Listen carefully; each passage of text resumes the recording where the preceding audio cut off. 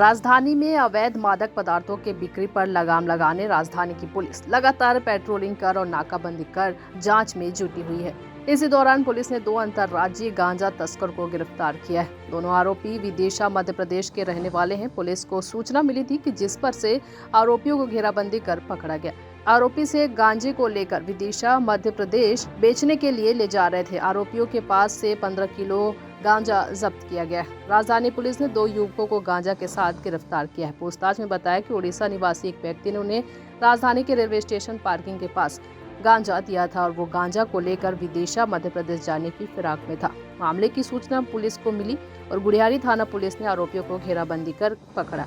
आरोपियों से और पूछताछ की जा रही है। देखे उनके पास बड़ा बैग था जिसको देख करके वो भागने लगे।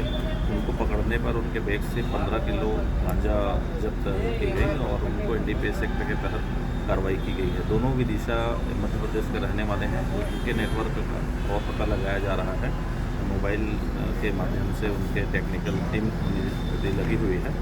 इस आधार पर उनके कहाँ का सोर्स है वहाँ पहुँच सकते हैं।